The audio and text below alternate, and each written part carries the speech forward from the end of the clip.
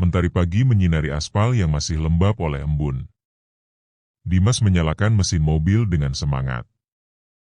Di sebelahnya, Lela duduk dengan senyum sumringah, mengenakan dres putih bermotif bunga. Rambutnya tergerai, kulitnya yang sawo matang tampak cantik diterpa sinar matahari. Ini adalah liburan pertama mereka sejak pacaran 1 tahun yang lalu. Akhirnya kita ke pantai juga, Mas, ucap Lela sambil menggenggam tangan Dimas. Dimas tersenyum tipis. Iya, sudah lama kamu pengin ke pantai selatan, kan? Lela mengangguk.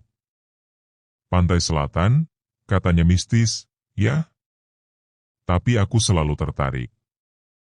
Mitos Ratu Pantai Selatan itu bikin penasaran. Dimas hanya tertawa kecil. Mitos kan tetap mitos. Dalam hatinya, Dimas merasa seperti duri menancap. Mobil yang mereka tumpangi melaju melewati jalan-jalan berliku menuju selatan Yogyakarta. Ia sesekali melirik ke arah Lela, mencoba menyimpan rasa bersalah yang diam-diam menggerogoti dadanya. Tapi ia sudah memilih. Jalan itu telah dibuka, dan tak ada cara untuk kembali.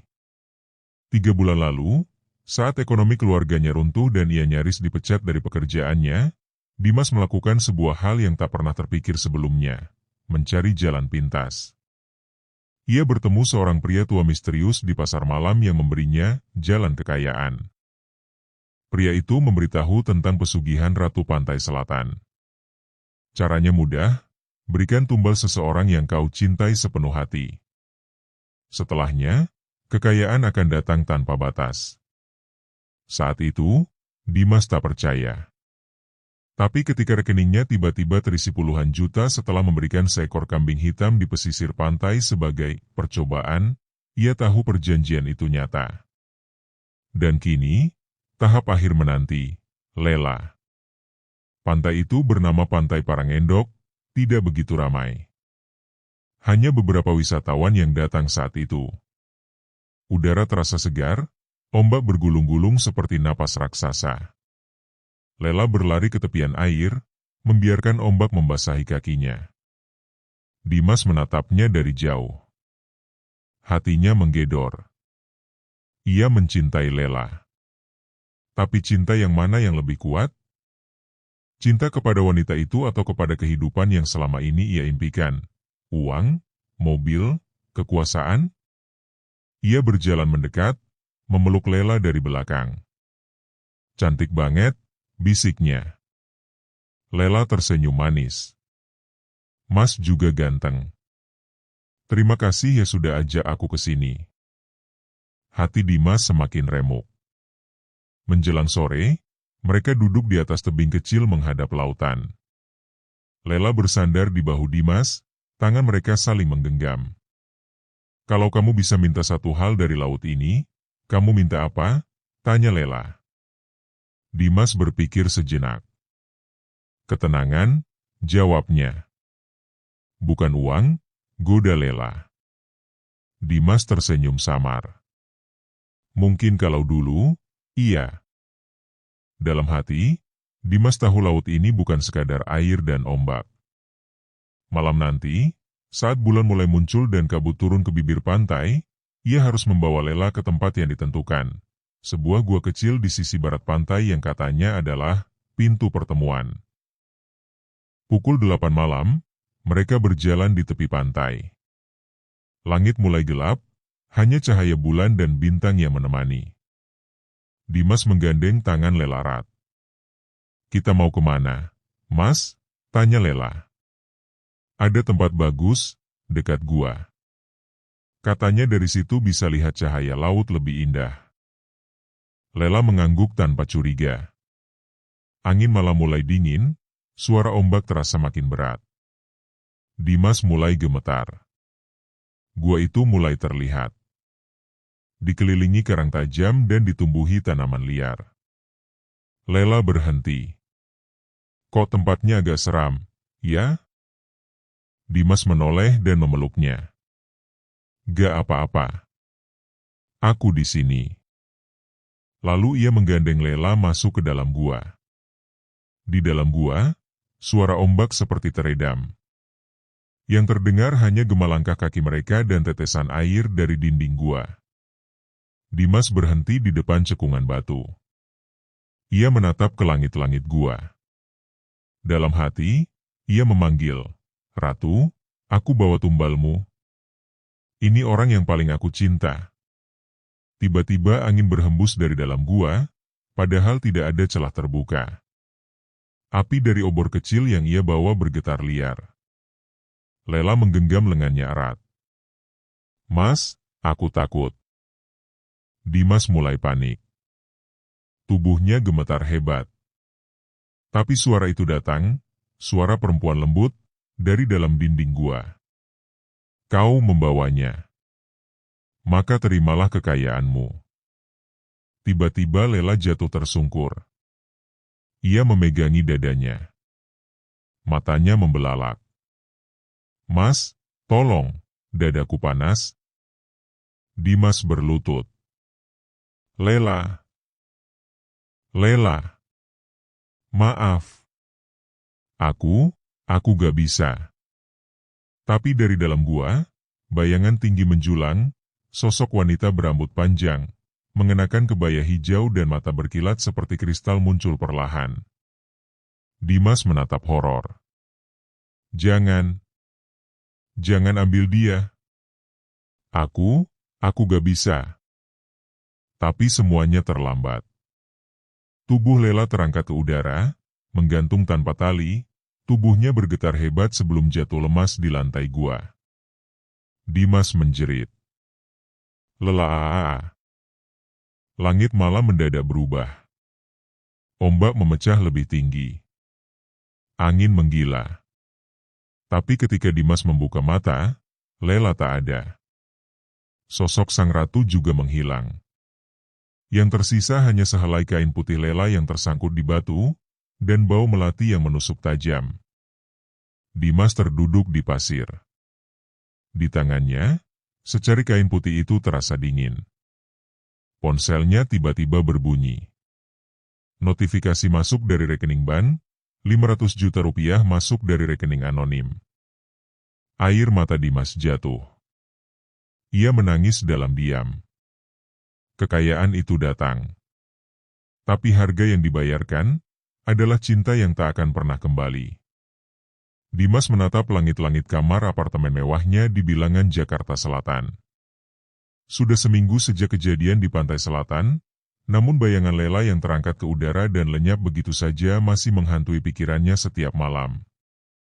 Ia kini tinggal di sebuah unit apartemen seharga 2,5 miliar rupiah, salah satu dari banyak properti yang tiba-tiba ia miliki setelah transaksi itu selesai. Mobil mewah, rekening gendut, jam tangan jutaan rupiah, semua ada. Tapi tidak ada Lela. Di malam yang dingin itu, Dimas terbangun oleh bau melati yang menyengat. Padahal tak ada bunga di kamarnya. Ia berdiri dari tempat tidur, berjalan pelan menuju balkon. Angin dingin menyapu wajahnya. Kota Jakarta tampak gemerlap, tapi Dimas merasa seperti berada dalam kegelapan. Tiba-tiba, terdengar suara bisikan lembut, samar, tapi jelas. "Mas." Dimas menoleh cepat. Tidak ada siapa-siapa.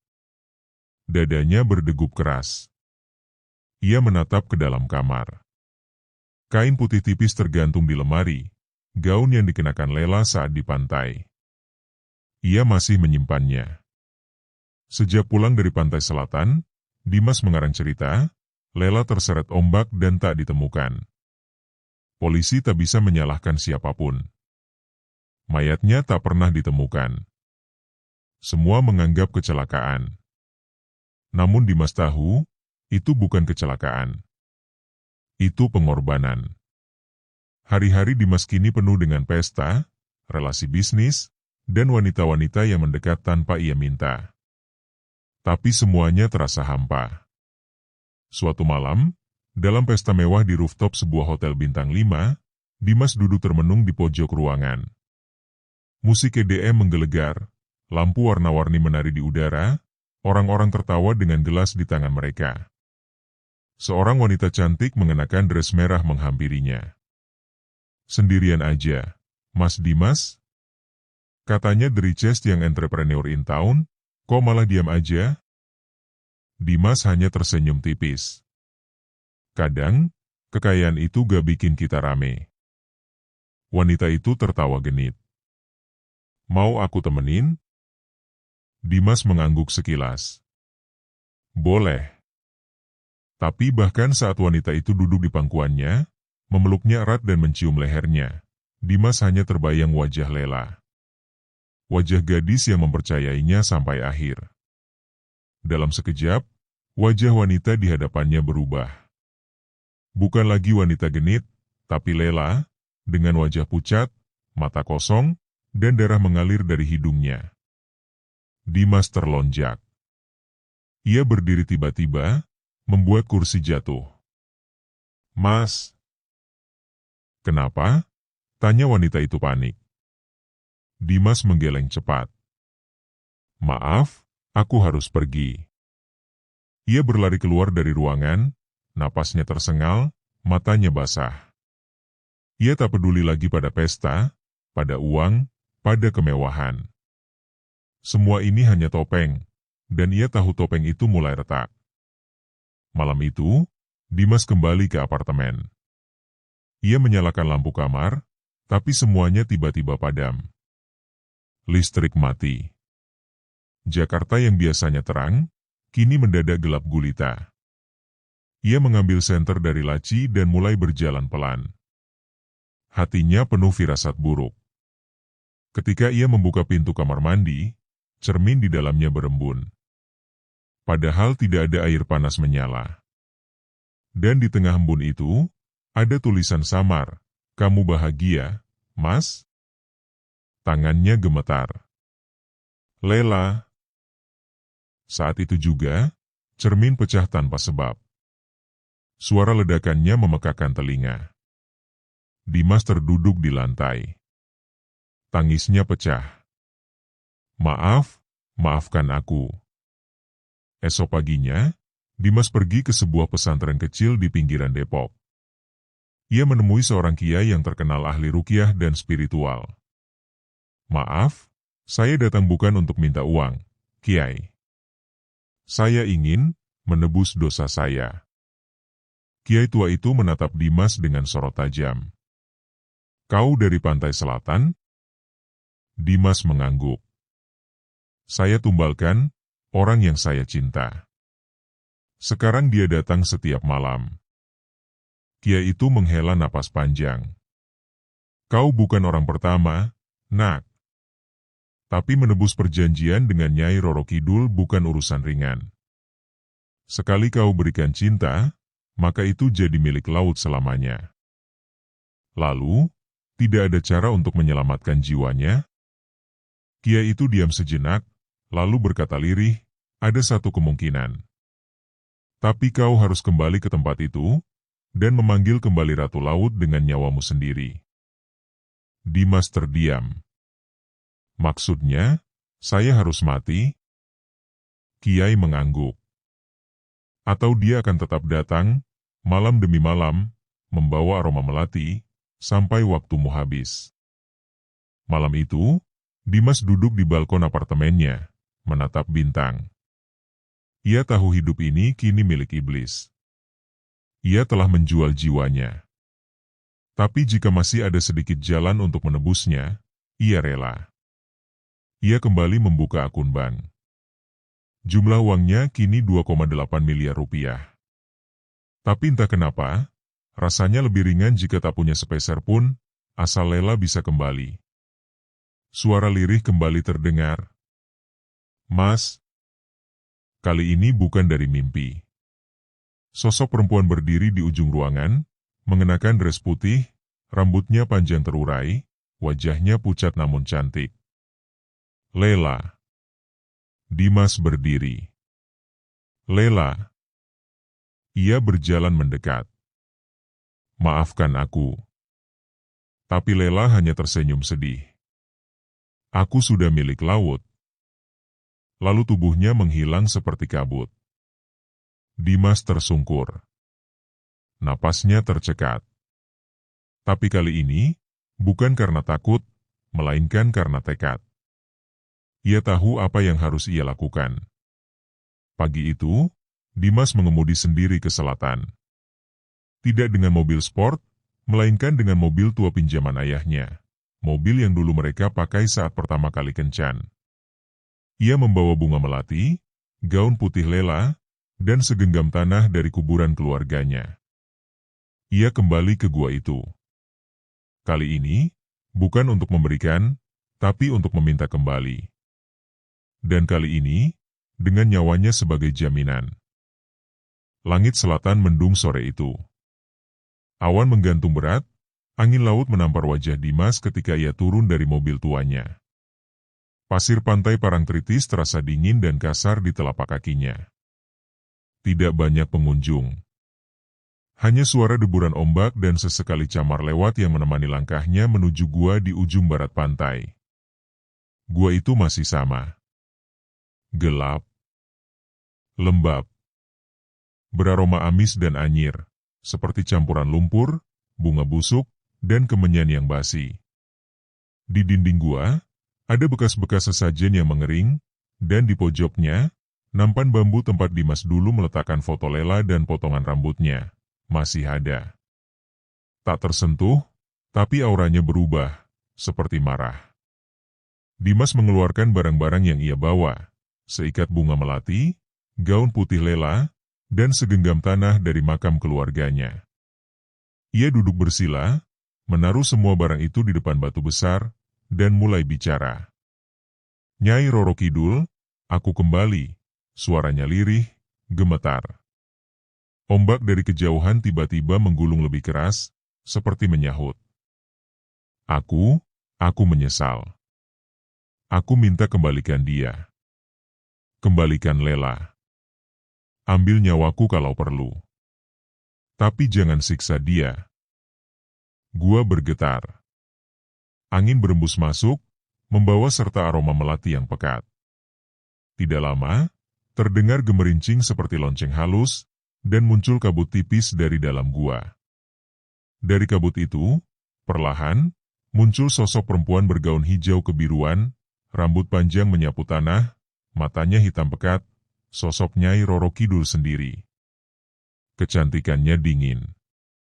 Tatapannya tajam menusuk dada. Berani sekali kau kembali membawa permintaan, ucapnya dengan suara berat namun menggoda. Dimas menunduk. Saya rela mati. Tapi kembalikan Lela. Dia tidak bersalah. Saya yang serakah. Dulu kau datang memohon kekayaan. Kini kau datang memohon penebusan. Tapi ingat, setiap perjanjian memiliki harga. Dan harga yang telah dibayar, tak bisa ditarik kembali semudah itu. Dimas menggigit bibir. Ambil semuanya dariku. Ambil mobil, apartemen, rekening bank. Hancurkan bisnisku. Tapi, tolong, bebaskan jiwanya. Ratu Pantai Selatan melangkah maju. Pasir di bawah kakinya menghitam. Kau mencintainya? Lebih dari apapun. Ia tertawa dingin. Cinta manusia, mudah dibeli. Tapi kau berbeda. Kau datang lagi, bukan membawa tumbal baru, tapi tubuhmu sendiri. Lalu, dari balik kabut, muncullah sosok Lela. Wajahnya pucat, matanya sayu. Ia mengenakan gaun putih yang dulu dikenakan saat di pantai. Tubuhnya tidak lagi fana, seolah ia hanya bayangan dari masa lalu. Mas Dimas, suaranya bergetar. Dimas berdiri dan menghampiri. Ia ingin memeluk, tapi tubuh Lela menghilang sesaat sebelum disentuh. Nyai Roro Kidul mengangkat tangannya. Ada dua pilihan, Dimas. Kau ikut dengannya, menjadi bagian dari laut. Jiwa dan ragamu terikat selamanya. Atau, kau kembali ke dunia, kehilangan dia untuk selamanya, dan hidup dengan kekayaanmu sampai ajal menjemput. Dimas tak berpikir lama. Aku ikut bersamanya. Lela terisak. Mas, jangan. Tapi Dimas tersenyum. Aku yang menyeretmu. Maka aku juga yang akan menebusnya. Nyai Roro Kidul menatap Dimas dengan sorot dingin, lalu perlahan mengangguk. Begitu kau melangkah ke dalam kabut ini, kau tak akan pernah kembali. Tapi Lela akan bebas, rohnya kembali ke asalnya. Tak akan menghantuimu lagi. Dimas menatap Lela sekali lagi. Aku tidak peduli aku di mana. Asal kamu bisa tenang. Lalu ia melangkah ke dalam kabut, dan tubuhnya lenyap. Di pagi harinya, nelayan menemukan mobil tua terparkir rapi di tepi pantai. Di dalamnya, ada dompet, jam tangan mahal, surat wasiat, dan seikat bunga melati. Tidak ada jejak Dimas. Hilang tanpa jejak. Pihak kepolisian menyisir area selama 2 minggu. Pihak keluarga menggelar doa bersama. Media menulisnya sebagai pengusaha muda yang mengalami depresi dan menghilang misterius. Namun hanya satu orang yang tahu kebenarannya.